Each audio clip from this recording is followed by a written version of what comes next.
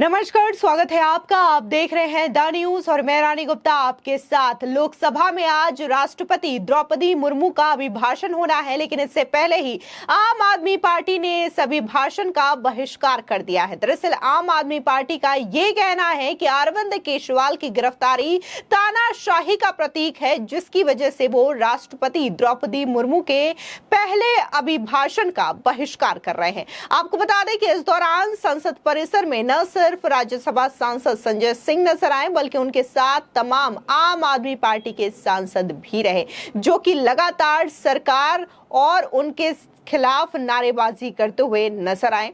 इसी के साथ ही आपको बता दें कि इसका समर्थन बकायदा उद्धव ठाकरे गुट की शिवसेना की ओर से भी किया गया है और इसको लेकर के, इस बहिष्कार को लेकर के संजय राउत ने भी अपना समर्थन आम आदमी पार्टी को दिया है। बता दें, दरअसल 18वीं लोकसभा के गठन के बाद राष्ट्रपति द्रौपदी मुर्मू का पहला अभिभाषण होने जा रहा है। राष्ट्रपति द्रौपदी मुर्मू अपने अभिभाषण में नरेंद्र मोदी सरकार 3.0 का विजन पेश करेंगी। हालांकि आम आदमी पार्टी ने घोषणा कर दी है कि उनके सांसद गुरुवार को संसद के संयुक्त सत्र में राष्ट्रपति द्रौपदी मुर्मू के संबोधन का बहिष्कार करेंगे।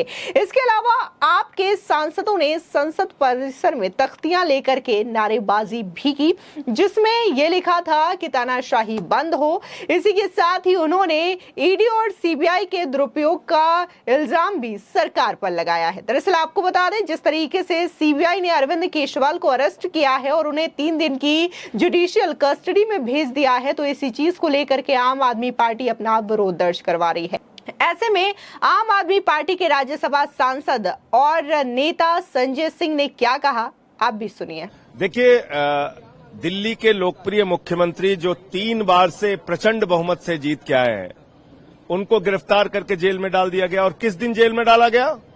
जब सुप्रीम कोर्ट से उनकी जमानत पर मोहर लगनी थी, जब सुप्रीम कोर्ट से उनके छूटने की पूरी संभावना थी, उस वक्त केजरीवाल जी को सीबीआई ने गिरफ्तार कर लिया। ईडी कोर्ट ने उनको जमानत दे दी। तो मैं समझता हूं कि ये एक तानाशाही का बहुत बड़ा उदाहरण है और भारत के प्रधानमंत्री को जांच एजेंसियों के दुरुपयोग के ऊपर बोलना चाहिए, इसको रोकना चाहिए, अरविंद केजरीवाल को रिहा करना चाहिए। इस मांग को लेकर आज हम लोग यहां पर इकट्ठा हुए हैं, अपना प्रोटेस्ट दर्ज करा रहे हैं और राष्ट्रपति जी का हम पूरा सम्मान करते हैं। लेकिन राष्ट्रपति जी का जो अभिभाषण होता है वो सरकार का लिखा हुआ भाषण होता है। उस सरकारी भाषण में वो लोकतंत्र को लेकर बड़ी बड़ी बातें कहेंगे, उस सरकारी भाषण में वो संविधान को लेकर बड़ी बड़ी बातें कहेंगे, लेकिन जो सच्चाई है जमीन की, पूरे देश में भारत के संविधान और लोकतंत्र को कुचला जा रहा है। झारखंड के मुख्यमंत्री रहे हेमंत सोरेन जी को गिरफ्तार करके जेल में डाल दिया। वेस्ट बंगाल में जांच एजेंसियों का दुरुपयोग हो रहा है, महाराष्ट्र में जांच एजेंसियों का दुरुपयोग हो रहा है, दिल्ली में जांच एजेंसियों का दुरुपयोग हो रहा है। हमारे मुख्यमंत्री जेल में हैं, हमारे एक शिक्षा मंत्री को जेल में डाल दिया, स्वास्थ्य मंत्री को जेल में डाल दिया, मुझे 6 महीने जेल में रखा। तो इन सारे सवालों को लेकर आज हम लोग यहां पर इकट्ठा हुए हैं और हम लोग सरकार के लिखे गए भाषण का बहिष्कार कर रहे हैं। राष्ट्रपति जी के प्रति पूरा सम्मान है, उनका अपना कोई कार्यक्रम होगा तो निश्चित रूप से हम लोग उसमें शामिल होंगे। आज तो हमने अपने प्रोटेस्ट की शुरुआत की है, अब इंडिया ब्लॉक के भी नेताओं से बातचीत हो रही है और उनके समर्थन से भी इस आवाज को आगे बुलंद किया जाएगा। इसी के साथ ही आप नेता संदीप पाठक ने कहा कि राष्ट्रपति और संविधान सर्वोच्च है और जब न्याय के नाम पर तानाशाही की जाती है तो आवाज उठाना जरूरी है। साथ ही उन्होंने कहा कि आज हम दिल्ली के सीएम अरविंद केजरीवाल की गिरफ्तारी के खिलाफ राज्यसभा में विरोध प्रदर्शन करेंगे और राष्ट्रपति के अभिभाषण का बहिष्कार करेंगे। राष्ट्रपति और संविधान सर्वोच्च है और जब न्याय के नाम पर तानाशाही की जाती है तो आवाज उठाना जरूरी है। इस दौरान जब उनसे यह पूछा गया कि क्या इंडिया अलायंस की अन्य पार्टियां भी राज्यसभा में विरोध प्रदर्शन करेंगी, तो इस पर संदीप पाठक ने कहा कि इस बारे में इंडिया अलायंस की शेष पार्टियों से हमारी कोई चर्चा नहीं हुई है, लेकिन हमारी पार्टी राष्ट्रपति के अभिभाषण का बहिष्कार करेगी। सुनिए आप नेता संदीप पाठक का ये बयान। सबसे पहले तो आप ये देखिए कि जब इनको ये लगा बीजेपी को कि लोअर कोर्ट से बेल मिल चुकी है और उस बेल में बड़ा स्पष्ट रूप से लिखा हुआ है कि ईडी पक्षपातपूर्ण व्यवहार कर रही है, स्पष्ट रूप से ये लिखा हुआ है कि कोई गड़बड़ी नहीं हुई है और ये सारे निर्दोष है, फिर बेल दिया गया इस पर।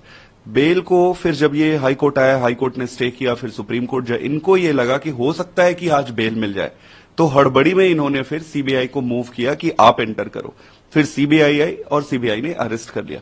आप एक बात आपको समझनी पड़ेगी कि इनको न्याय से, इस केस से कोई लेना देना नहीं है। इनका एक ही उद्देश्य है कि कैसे भी करके केजरीवाल को गिरफ्तार करके अंदर रखा जाए, उसको पॉलिटिक्स से, पॉलिटिकल एक्टिविटी से दूर रखा जाए।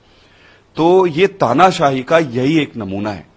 और तानाशाही अगर किसी को देखना है कैसे होता है, एक जमाना था जब तानाशाही पूरे देश में इम्पोज रहती थी। अभी ये सिलेक्टिव तानाशाही करके जो ये चला रहे हैं उसका स्पष्ट नमूना था। सीबीआई एक भारतीय जनता पार्टी के एजेंट, या मैं कहूं कि उनकी एक ब्रांच के जैसे, थोड़े दिन में सीबीआई आप देखोगे बीजेपी के हेडक्वार्टर में बैठ के पीसी करेगी। तो ये सिचुएशन है इनका।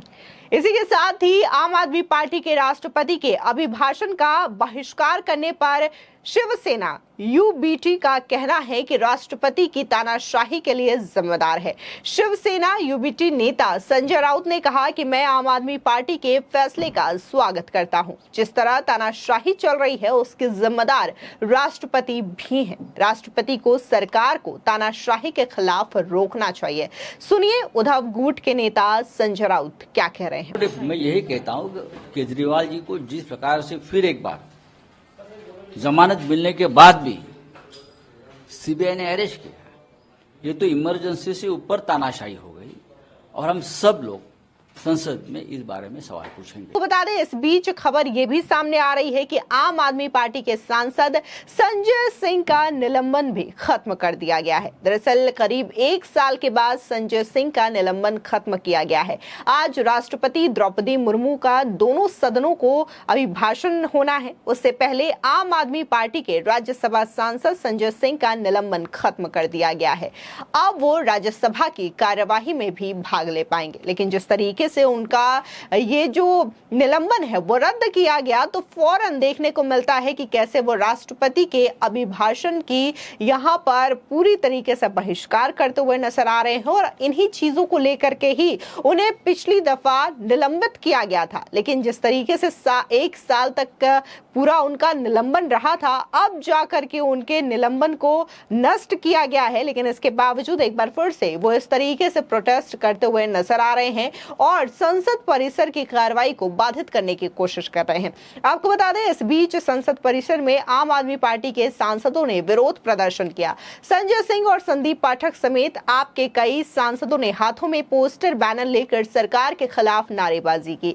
आम आदमी पार्टी के सांसद संजय सिंह कहते हैं कि जिस तरीके से ये जो चीजें हो रही है तानाशाही, उसके खिलाफ हम यहाँ पर अपना प्रदर्शन करने आए हैं। दरअसल आपको बता दें कि दिल्ली की राउज एवेन्यू कोर्ट ने बुधवार को आबकारी नीति मामले में अरविंद केजरीवाल को 3 दिन की सीबीआई रिमांड पर भेज दिया है।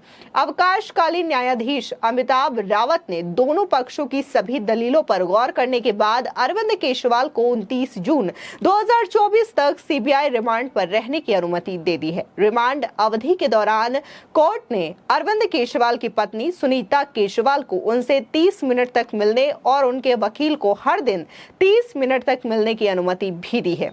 कोर्ट ने उन्हें रिमांड अवधि के दौरान अपनी निर्धारित दवाएं साथ रखने की भी अनुमति दी है। फिलहाल जिस तरीके से देखने को मिला था कि पहले शराब घोटाला मामले को लेकर के मनी लॉन्ड्रिंग का एंगल सामने आता है, जिसकी वजह से ईडी अरविंद केजरीवाल को गिरफ्तार करती है, तो अब इस मामले में सीबीआई की एंट्री भी हो चुकी है और सीबीआई ने भी अरविंद केजरीवाल को गिरफ्तार कर लिया है। यानी कि अरविंद केजरीवाल के लिए एक और बड़ा झटका है। फिलहाल इस पूरे मामले को लेकर के आपकी क्या राय है, हमारे कॉमेंट सेक्शन में जरूर बताएं। धन्यवाद।